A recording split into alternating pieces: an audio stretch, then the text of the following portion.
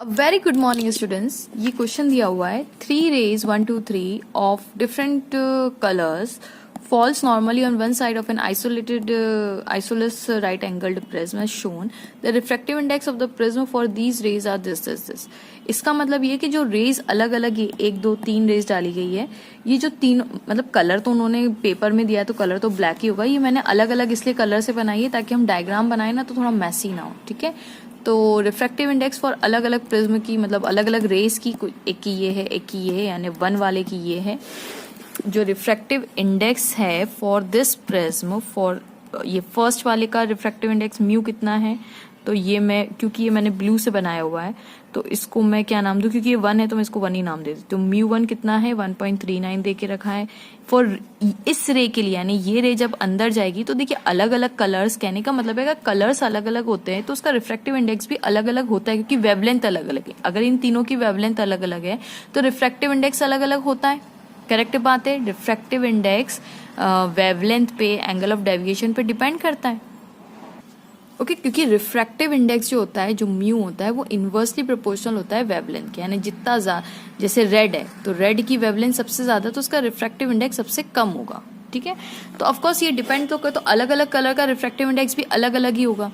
तो इन्होंने 3 रेज दे के रखी है तो एक का म्यू 2 का कितना है, ये म्यू 2 रेड से बनाया मैंने। ओके तो म्यू 2 कितना है मेरे पास 1.47 और इसका जो दिया हुआ है वो म्यू 3 दिया हुआ है, इसको मैंने पर्पल से बनाया है तो 1.52 है। ओके तो ये अलग अलग रिफ्रैक्टिव इंडेक्स है हमारे पास। अब वो बोल रहे हैं कि find which of these rays get internally reflected, इनमें से कौन सी रे इंटरनली रिफ्लेक्टेड होगी and which rays only get reflected from the surface AC। तो ये मैं नाम देना भूल गई हूँ। A ये है और B ये पॉइंट है और C ये वाला पॉइंट है, ठीक है। और इनमें से कौन सी रे सी निकल जाएगी, रिफ्रैक्ट हो जाएगी। Trace the path of these ray and justify your answer with the help of necessary calculations. अच्छा क्वेश्चन है। अब यहाँ पे देखिए मैं क्या कर रही हूँ, ये मैंने ये जो पेंसिल से बना के रखा है ना जस्ट ताकि थोड़ा सा मैसी ना हो फिगर, इसलिए मैंने पहले से करके रखा है। मैं आपको समझाती हूँ। ये रे आप देखिए इस सरफेस के नॉर्मल जा रही है, यानी 90 डिग्री पे जा रही है ना, नॉर्मल जा रही है। और जब भी रे नॉर्मल टू द सरफेस होती है वो सीधी सीधी निकल जाती है। तो ये देखिए ये सीधी यहां से निकल जाएगी यानी ऐसे और यहां टकराएगी। अब ये वाली रे इससे तो नॉर्मल नहीं है तो मैंने इसका नॉर्मल कैसे बनाया हुआ है, ये रहा मेरा नॉर्मल, ठीक है। This is the normal to the surface, आप देख सकते हैं है ना। ये देखिए 90 डिग्री है, ये 90 डिग्री है, करेक्ट है। ये 90 डिग्री होगा पूरा के पूरा। ओके ये 90 डिग्री आपको दिख भी रहा होगा सरफेस से 90 डिग्री। अब मुझे ये वाला एंगल पता करना है, बहुत इजी हो गया मेरे लिए। अब मुझे समझाइए ये अगर 90 है, दिस इज 90, तो ये और ये, तो ये एंगल निकाल सकती हूँ मैं, तो इसको मैं एंगल x नाम दे दूं। दिस इज एंगल x, तो कितना हो जाएगा x plus 45 plus 90 is equals to 180 होगा। तो x की वैल्यू अगर हम कैलकुलेट करेंगे तो कितनी हो जाएगी 180 minus 135 that is equals to 45 degree, correct. तो ये मेरा x कितना निकल गया 45 डिग्री निकल गया। ओके अब मुझे बताइए ये पूरा नॉर्मल है, ये पूरा नॉर्मल है, तो यहां से भी तो ये नॉर्मल ऐसे ही होगा। This is 90 degree. अब इस पूरे 90 में से 45 माइनस करूंगी तो ये कितना आ जाएगा, ये भी 45 आ जाएगा। 45 आ गया। अब मैं इसको ब्लू पेन से बना लेती हूँ, ठीक है। 45 डिग्री, दिस इज 45 डिग्री। अब मैं इसको एंगल I1 नाम दे देती हूँ, एंगल I1, करेक्ट बात है। अब आगे की प्रोसेस अपन बाद में करते हैं, पहले नीचे वाला देख लेते हैं, ठीक है। अब नीचे वाला भी सेम है, नॉर्मली जा रहा है तो सीधा सीधा सीधा जाएगा, ये सीधा सीधा सीधा सीधा सीधा जाएगा, ठीक है। अच्छा ये कितना है, ये एरो ऐसा है ना, यहाँ पे एरो कैसा है, ऐसा है। अब मुझे बताइए अगर आप ट्रायंगल देखेंगे तो ये वाला छोटा ट्रायंगल ही बड़ा ट्रायंगल है, सिमिलर ही है, कौन सा एंगल बोलते हैं, सेम।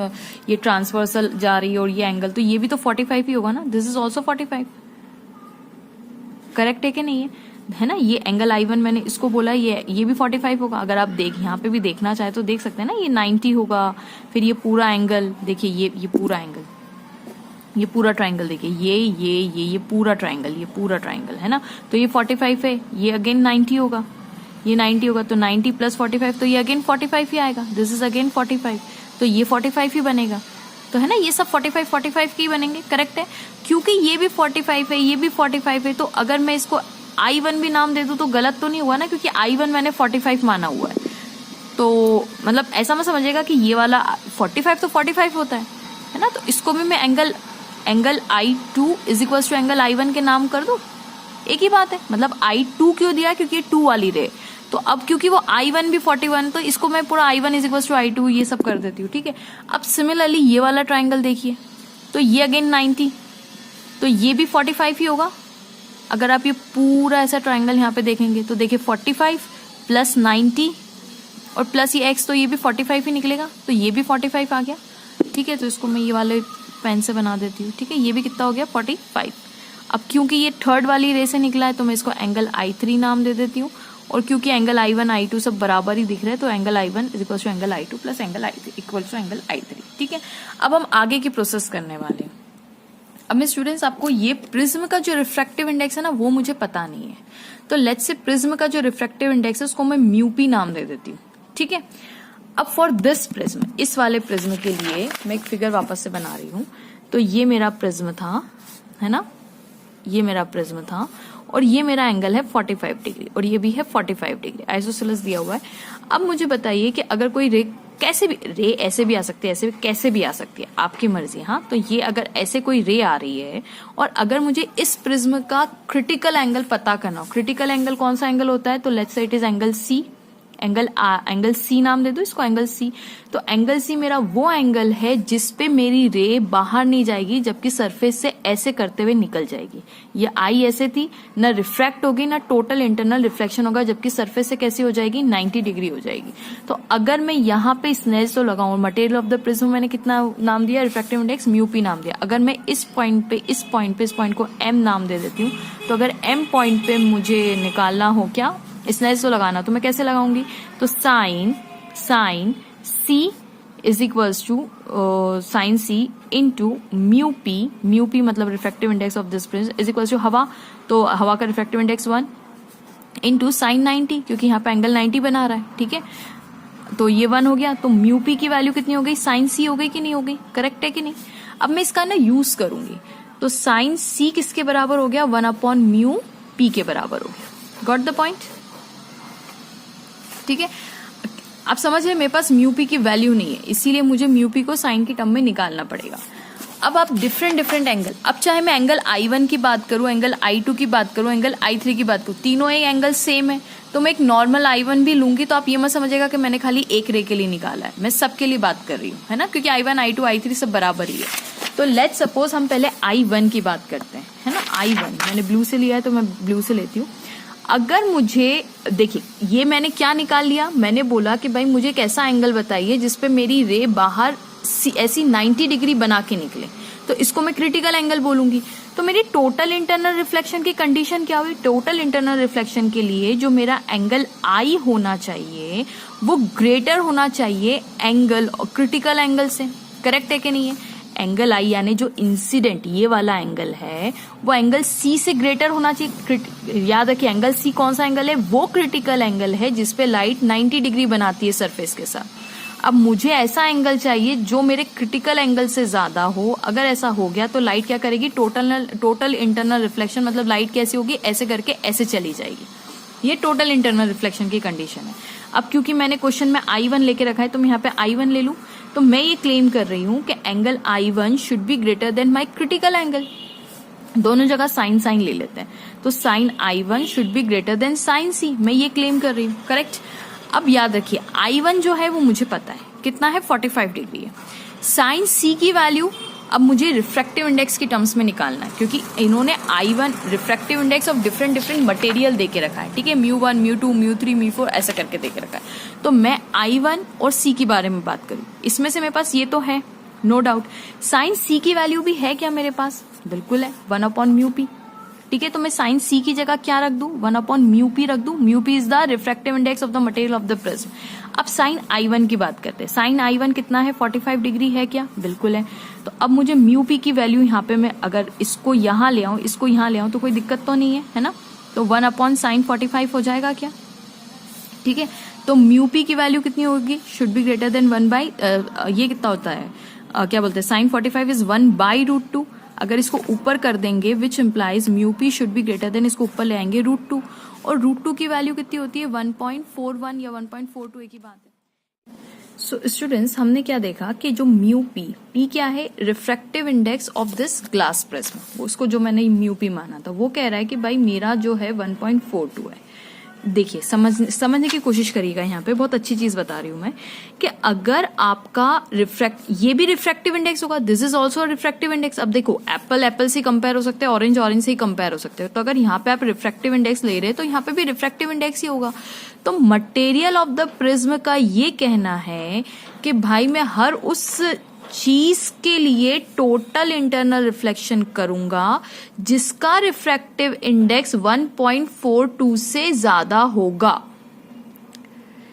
वापस से मैं रिपीट करती हूँ, ये मटेरियल ऑफ द प्रिज्म है, इसका रिफ्रैक्टिव इंडेक्स 1.42 से ज्यादा होना चाहिए, तब जाके आपकी ये कंडीशन फुलफिल। ये आई कहां से, आप सोचिए आई कहां से कि हमने ये टोटल इंटरनल कंडीशन की ये लेके चले हम ये क्लेम करते हुए आए और यहां तक पहुंच गए, mu P should be greater then 1.42। इसका मतलब मटेरियल ऑफ द प्रिज्म क्या बोल रहा है कि रिफ्रैक्टिव इंडेक्स मेरा 1.42 से ज्यादा होना चाहिए। यहां पे तो मटेरियल अपनी बात कर रहे हैं, मटेरियल ऑफ द प्रिज्म ये बोल रहा है कि मेरा रिफ्रैक्टिव इंडेक्स जो है वो 1.42 से ज्यादा होगा तो मैं टोटल इंटरनल रिफ्लेक्शन करूंगा, ठीक है। लेकिन अब यहाँ पे सोचिए आप कि जो लाइट रेज जो आपने डिफरेंट 3 रेज डाली है, अब इन 3 रेज का क्या क्वेश्चन में समझिए, क्वेश्चन में क्या दिया हुआ है, ये वाली line, the refractive index of prism for these rays are this, यानी जो प्रिज्म के लिए ये जो प्रिज्म है, ये ग्लास प्रिज्म है जिसका मैंने म्यू पी रिफ्रैक्टिव इंडेक्स माना है, वो कह रहा है कि भाई अगर मेरे पास ये फर्स्ट वाली रे जो आई है तो मैं उसका रिफ्रैक्टिव इंडेक्स 1.39 ले रहा हूँ, और इसका रिफ्रैक्टिव इंडेक्स ये ले रहा हूँ, और इसका रिफ्रैक्टिव इंडेक्स ये ले रहा हूँ, तीसरी लाइट का रिफ्रैक्टिव इंडेक्स ये ले रहा हूँ। इसका मतलब कि हमें क्या समझ में आया कि जो refractive index of the prism है वो ये बोलना चाहता है कि मैं हर उस लाइट रे के लिए टोटल इंटरनल रिफ्लेक्शन करूंगा, है ना, ये टोटल इंटरनल रिफ्लेक्शन की कंडीशन थी ना, करूंगा जिसका रिफ्रैक्टिव इंडेक्स 1.42 से ज्यादा होगा। तो आप सोचिए कि μ1 का रिफ्रैक्टिव इंडेक्स कितना है, रिफ्रैक्टिव इंडेक्स फॉर दिस 1 के लिए कितना है 1.39, तो 1.39 क्या लेस है 1.42 से, हाँ बिल्कुल लेस है। तो अब प्रिज्म क्या बोलेगा कि भाई आपका रिफ्रैक्टिव इंडेक्स 1.42 से कम है, 1.42 से कम है, तो अगर कम है तो मैं टोटल इंटरनल रिफ्लेक्शन नहीं करूंगा।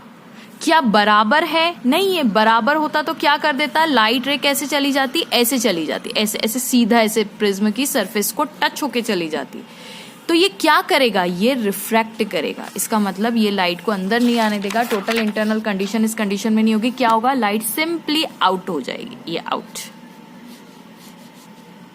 आउट हो गई, ठीक है। इसको मैं ब्लू कलर से बना देती हूँ, ठीक है। ये अवे फ्रॉम द, क्योंकि डेंसर से रेयर जा रही है ना, तो अवे फ्रॉम द नॉर्मल, ठीक है। गॉट द पॉइंट, हमें समझ में आ गया ये कंसेप्ट। अब देखिए μ2 की बात करते हैं, तो μ2 का कहना है कि उसका रिफ्रैक्टिव इंडेक्स कितना है, μ2 का कहना है कि मैं इस ग्लास प्रिज्म के लिए, ग्लास प्रिज्म का कहना है कि मेरे रिफ्रैक्टिव इंडेक्स फॉर दिस रे वुड बी 1.47। तो क्या हम चेक करेंगे 1.47 ग्रेटर है 1.42, तो प्रिज्म ने क्या बोला कि मैं हर उस लाइट रे का टोटल इंटरनल रिफ्लेक्शन करके दूंगा जिसका भी रिफ्रैक्टिव इंडेक्स इससे ग्रेटर हो। तो क्या 1.47 1.42 से ग्रेटर है, हाँ है। तो इस प्रिज्म के लिए ये ग्रेटर है, हाँ है। तो ये प्रिज्म क्या करेगा, इसका टोटल इंटरनल रिफ्लेक्शन करके देगा, यस। इक्वल टू तो है नहीं, है ना, ग्रेटर है, ग्रेटर पे टोटल इंटरनल रिफ्लेक्शन हो जाएगा। इसका मतलब ये वाली रे कैसे जाएगी, ये वाली रे गौर से देखिएगा, ये वाली रे ऐसे जाएगी, ऐसे जाके ऐसे जाएगी, ऐसे। अब ये यहाँ पे तो कुछ उसको मिल नहीं रहा ना मटेरियल, तो सीधा